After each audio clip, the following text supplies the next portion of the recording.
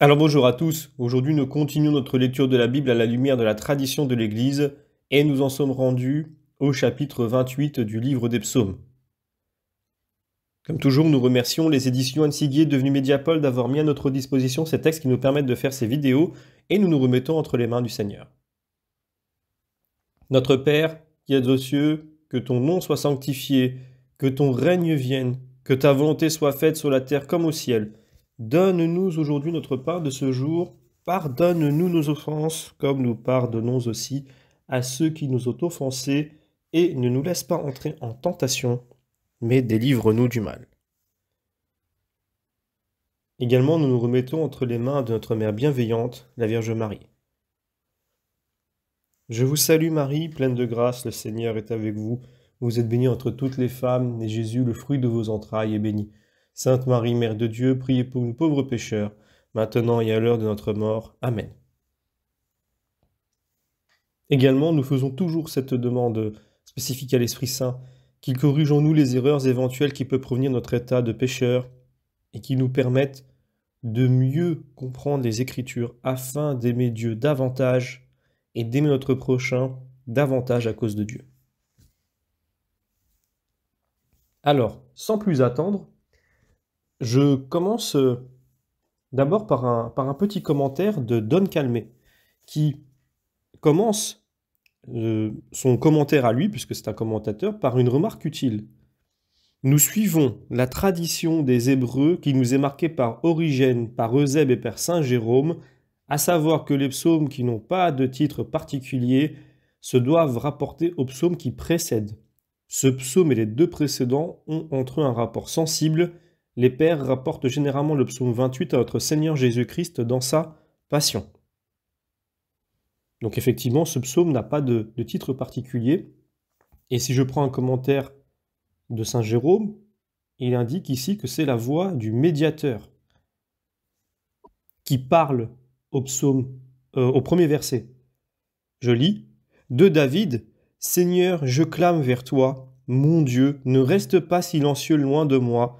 Si tu ne parles plus, je serai comme ceux qui sombrent dans la fosse. » Et oui, il a raison Saint Jérôme, c'est la voix du médiateur. Bède disait que c'est le Christ trahi et ressuscité dont il est question. Et oui, cette clameur de ce verset que nous venons de lire est le grand cri que nous retrouvons en Matthieu chapitre 27, versets 46 à 50. D'ailleurs, Origène dit ceci. Dieu a parlé à Moïse, à Aaron et aux prophètes. N'attendons pas que Dieu nous parle de l'extérieur. Les bonnes pensées qui entrent dans notre cœur sont autant de paroles que Dieu nous adresse. Il y a aussi ce sens avec lequel Salomon dit qu'il écoute la parole de Dieu, s'unit à elle et ne fait qu'un avec elle. Alors tout à l'heure, je vous ai dit que le parallèle est à faire avec Matthieu 27. Je vais vous lire le passage en question. Vers la 9e heure, Jésus cria d'une voix forte « Élie, Élie, lema sabachthani », ce qui veut dire « Mon Dieu, pourquoi m'as-tu abandonné ?» Donc je continue et je lis maintenant le verset 2. « Entends la voix de ma supplication. Je crie vers toi, j'étends les mains vers ton temple saint. »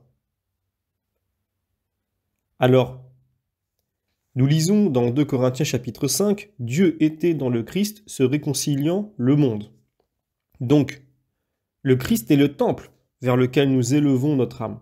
On peut élever les mains comme Moïse et saint Paul le recommande. En 1 Timothée chapitre 2, nos bonnes actions sont aussi des mains levées vers Dieu. Les Juifs éloignés de Jérusalem élevaient les mains et se tournaient vers le temple, 3 fois par jour. Ils ouvraient les fenêtres et se tournaient du côté de Jérusalem.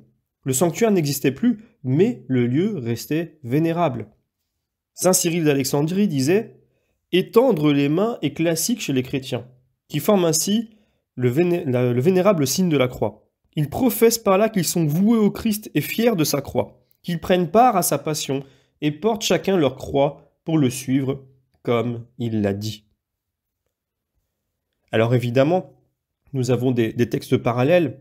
Exode 17, quand Moïse levait les mains, Israël était vainqueur.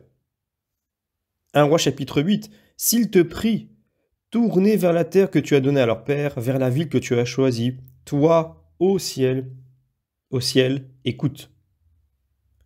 Daniel chapitre 6. Les fenêtres de la chambre haute de Daniel étaient ouvertes du côté de Jérusalem, et 3 fois par jour il se mettait à genoux, il priait et louait Dieu comme il le faisait auparavant. Je continue et je prends maintenant le verset 3. Ne me traîne pas avec les impies, avec ceux qui font le mal, qui disent paix à leur prochain, quand ils ont au cœur la malfaisance. Alors pour ça, je vais prendre un commentaire d'Origène. Il y a manière et manière d'aller avec les pécheurs. Le Sauveur a été dit ami des publicains et n'a rien perdu. Il est allé avec une courtisane. Parfois, Dieu entraîne le juste chez le pécheur pour sauver les pécheurs. Ceux qui n'y comprenaient rien le reprochaient à Jésus. Tu manges et tu bois avec les pécheurs. Mais il s'en fallait de beaucoup que Jésus y perdît quoi que ce soit. Au contraire, il les sauvait. Et c'est ce qui arrive quand un vrai imitateur du Christ l'imite en cela. Mais si un homme faible et peu préparé se jette dans ce péril, les autres n'en reçoivent aucun bien et il se perd lui-même. Ici, le prophète veut être préparé et armé pour pouvoir aller avec les pécheurs sans tomber avec eux. Il craint le péché impardonnable qui est l'hypocrisie, parler en ami et rester ennemi dans le cœur. De tels gens, le juste se détourne. Vous voyez comme notre Sauveur lui-même a fréquenté en ami les pécheurs et la courtisane, mais par les hommes qui sont des dehors pacifiques, sous des dehors pacifiques, cacher le mal dans leur cœur. Et oui, rappelons que ici il est question des impies. Et quel est le sort final des impies? C'est ce que nous lisons en Matthieu 25. Allez, maudits au feu éternel. D'ailleurs, sur la fin de ce verset, qui disent paix à leur prochain quand ils ont au cœur la malfaisance, il faut se rappeler de 2 Samuel chapitre 20, qui relate la cruelle vendetta où Joab tua Amasa, qui n'était pas coupable. Donc je lis le passage. Joab dit à Amasa, « Te portes-tu bien, mon frère ?» Et de la main droite, il saisit la barbe d'Amasa pour le baiser, et Amasa ne prit pas garde à l'épée qui était dans la main de Joab. Joab l'en frappa au ventre, et Amasa mourut. On n'oublie pas évidemment que Judas Iscariote trahit le Christ par un baiser lui aussi. Alors nous avons des textes parallèles. Nous pouvons prendre 2 Corinthiens chapitre 6. Quelle participation y a-t-il entre la justice et l'iniquité? Quel accord entre le Christ et Bélial? Ou quel partage entre le croyant et l'incroyant? Jérémie chapitre 6. Il soigne la plaie de mon peuple d'un cœur léger, disant paix, paix, et il n'y a pas de paix. On peut également prendre Proverbe 26. L'ennemi se fait connaître par ses propos, alors qu'au fond du cœur, il ne pense qu'à tromper. Je continue et je prends maintenant le verset 4.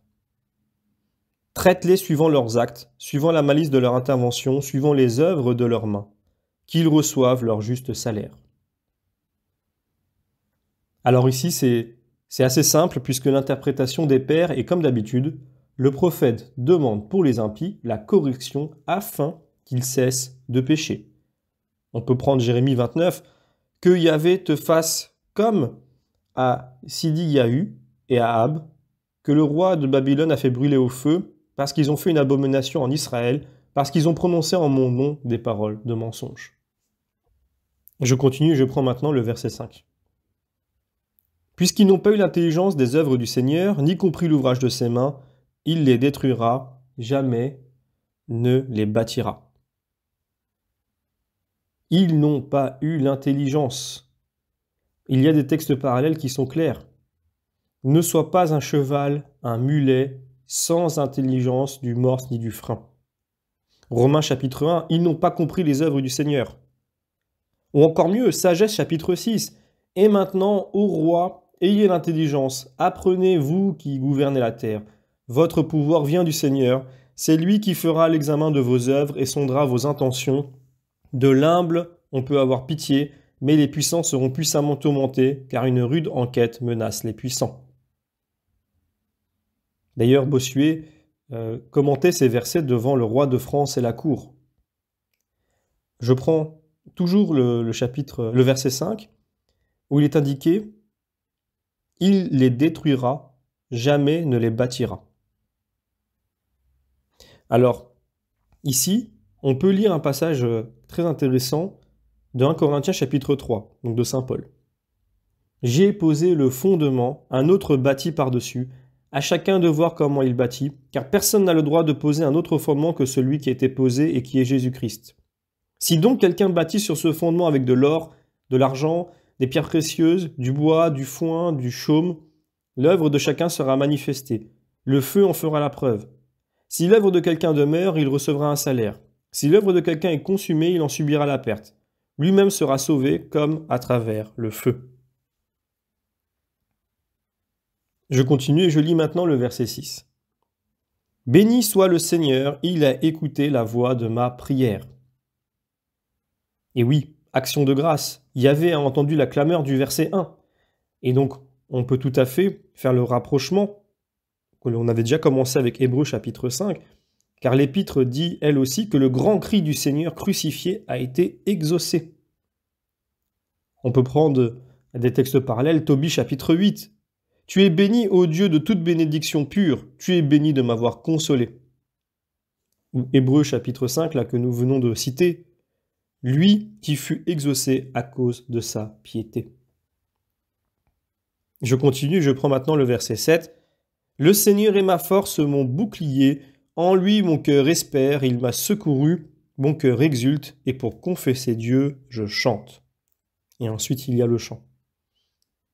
Alors, on peut ici prendre le passage et voir une traduction de la Vulgate qui dit « Ma chair a fleuri au lieu de « mon cœur exulte ». Ma chair a refleuri plutôt, qui exprime du coup la résurrection du Christ. Je vais prendre un texte parallèle, Isaïe 49. « J'ai du poids aux yeux de Yahvé, et mon Dieu est ma force. » Siracide 29. « Mieux qu'un grand bouclier, mieux qu'une lourde lance, il combattra pour toi devant l'ennemi. » Je termine et je prends maintenant donc ce chant qui représente les versets 8 et 9. « Le Seigneur est la force de son peuple, forteresse de salut pour son Christ. Sauve ton peuple, bénis ton héritage, sois leur pasteur, porte-les jusque dans l'éternité. » Donc, l'esprit de vérité nous soulève au-dessus du terrestre. Voilà ce que l'on peut garder comme commentaire pour ce passage. Nous avons des textes parallèles, évidemment, Joël chapitre 4. Yahvé est un refuge pour son peuple et un asile pour les fils d'Israël. Exode 19. Vous avez vu vous-même comment je vous ai porté sur les ailes de l'aigle et vous ai emmené jusqu'à moi. Donc je peux terminer cette lecture par un commentaire de Saint-Pierre Chrysologue, d'ailleurs d'où nous proposons l'ouvrage en papier dans notre maison d'édition. Et je prends le sermon 54 sur Zachée. Il dit ceci. « Celui qui ne reçoit pas le Christ dans sa maison ne parviendra pas au séjour céleste. Il ne prendra pas place à la table d'en haut si le Christ ne s'est pas assis à sa table. Zachée reçut le Christ avec joie, heureux parce qu'il reçoit celui qui l'accepte, parce qu'il nourrit celui qui le nourrit. Le coupable attire vers lui le juge parce que le juge a compassion de lui. Zachée avance le pain et le vin, il acquiert ainsi un débiteur. Ce publicain ne perd pas son gain, il l'échange. Or, dit l'Évangile, tous murmuraient parce que Jésus était entré chez un homme pécheur. Mais qui donc n'est pas pécheur? Et, si tous le sont, celui qui est accusé d'être entré chez les pécheurs refuse le pardon pour lui-même. Le juge, quand il veut pardonner, regarde l'homme et non la faute. Un père, quand il veut pardonner son fils, écoute l'affection et ne pèse pas le délit. Ainsi, Dieu se souvient que l'homme est son œuvre, et il oublie ce que l'homme a fait. Toi qui critiques et qui murmures parce que le Christ est entré chez un pécheur, comprends donc l'exemple du pardon, la voie du salut, l'espoir de miséricorde qui démontre cette vision du Christ. Où va le médecin sinon chez le malade?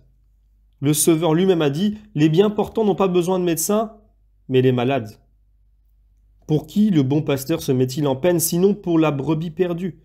Quel danger une mère n'affrontera-t-elle pas pour sauver son fils? Et l'on s'indigne quand Dieu, qui a créé l'homme à son image et à sa ressemblance, va chercher l'homme jusque dans son état de péché. Voilà donc un un commentaire salutaire et un rappel. C'est un plaisir de lire avec vous et de parcourir les psaumes qui sont vraiment qui est vraiment le cœur de la Bible. Vraiment. Et ce n'est pas pour rien que à la messe, les passages des psaumes sont chantés ou lus, suivant les paroisses, entre les deux lectures, entre l'Ancien Testament et le Nouveau. Et nous en sommes encore au début de ces psaumes, et je vous donne rendez-vous maintenant pour le prochain psaume, psaume chapitre 29.